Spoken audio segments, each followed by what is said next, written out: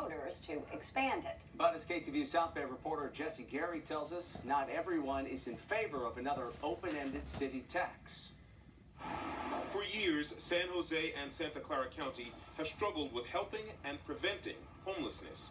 Thursday, government officials along with nonprofit executives gathered to tout the success of the county's homelessness prevention system, or HPS. This is a revolutionary program that's actually made a huge impact on addressing homelessness by stemming the tide of homelessness. Since 2017, officials say the HPS has served 1,338 households in danger of slipping into homelessness. A lot of this is due to rising rents, wages not keeping pace with housing, the lack of deeply affordable housing stock.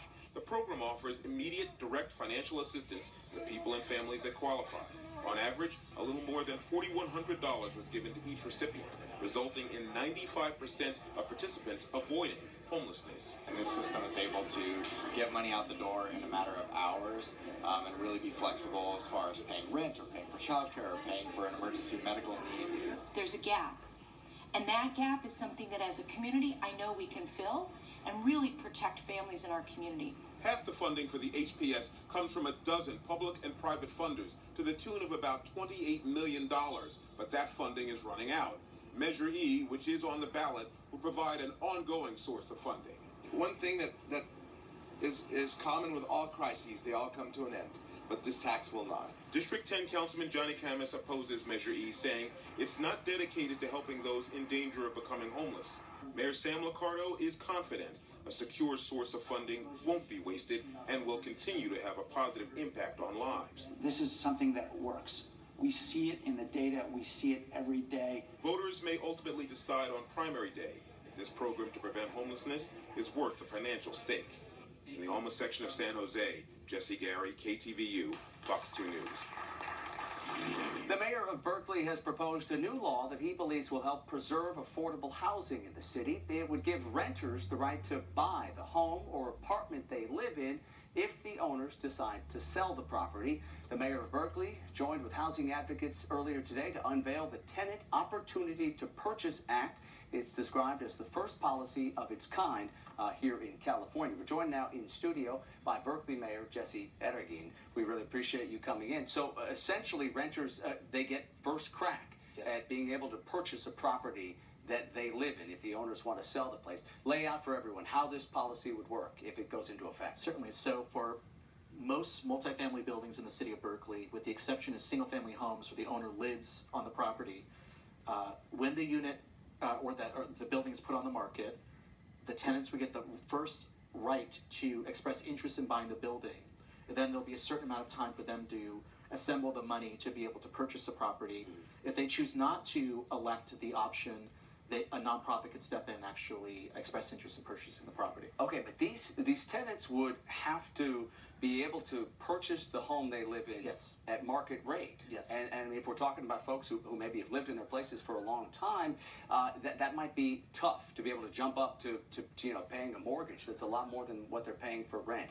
Is that something you're considering here? I mean, how do you expect folks are going to be able to afford to buy these homes? I think what will be critical is providing funding, the city providing funding, and also working with lenders to provide financing for tenants to be able to get that financing to put an option on a property and to be able to purchase the property. Also, there's a potential for partnering with a land trust or a nonprofit organization to be able to purchase the property and keep it permanently affordable. So there would be some other assistance that would be involved from the city. This wouldn't just be saying, you on your own, you have the right to buy this house if you can afford market value, which, as we know, would be quite a lot. Absolutely. The support of the city and the support of the lending community will be critical. Washington, D.C. has had this policy since 1980. Right. And they've been able to effectively, with city funding, enable several thousand units of housing to remain permanently affordable and keep tenants in their homes. And you bring up Washington, D.C. and the policy there.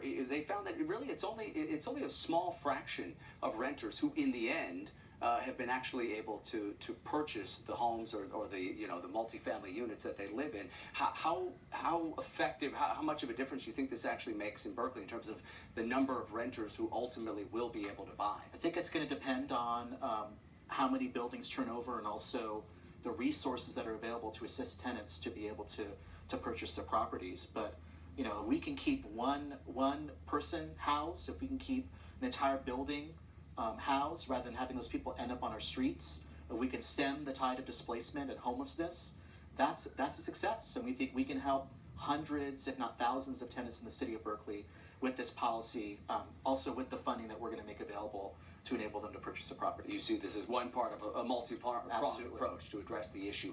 Lastly here, as we wrap up, what is next in the process? Obviously, you unveiled this proposal today, but you know, what needs to happen for this to actually become law in Berkeley, and do you feel you have the support among the council? I think we'll have broad support. It's going to go to committee in a few weeks, and then we hope the city council will adopt it by the end of March.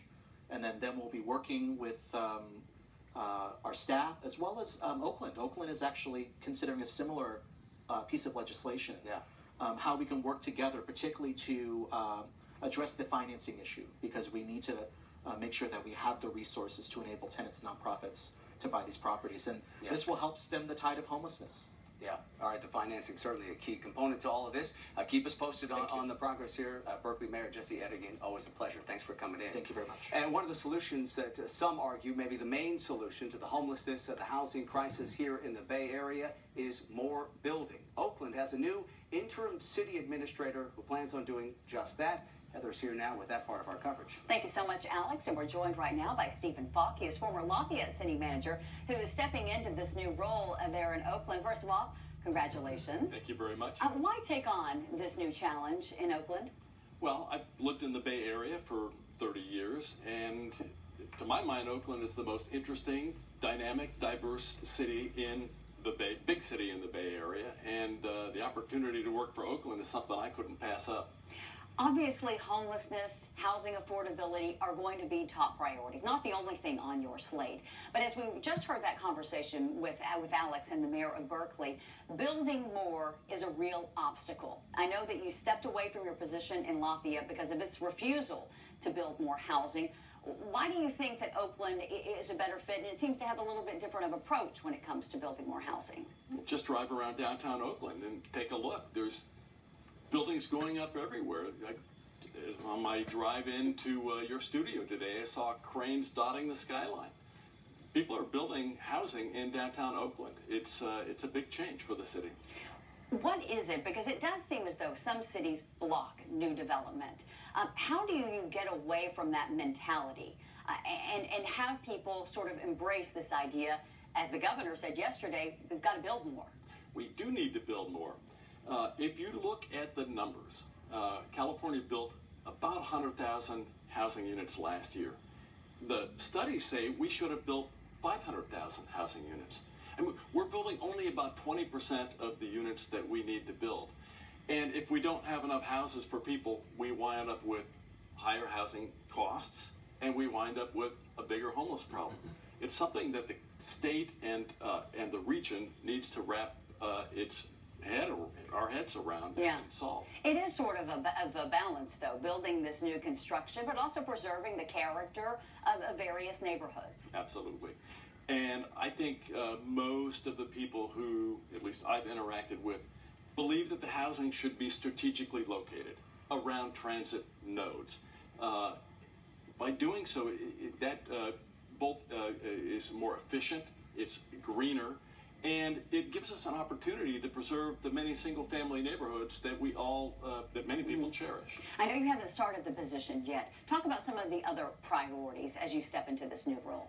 Well, I am going to be serving as the interim city manager, which means I'll be there for just a few months, and so I will certainly look to the city council and Mayor Schaaf for direction on their priorities. Obviously, in addition to the homeless issue, crime, an issue in Oakland, are you going to bring a sort of different approach, a different idea when it comes to dealing with crime here in Oakland? Like I said, I haven't started in the job yet. I will want to meet, probably first thing I'll do is meet with the police chief and get a better understanding of what's going on. I know that the city has made great strides with their ceasefire program, and I'll be as supportive as I can be of the police force while I'm there. All right. Thank you so much for taking the time to talk with us. And again, congratulations on this new role. Appreciate it. Alex.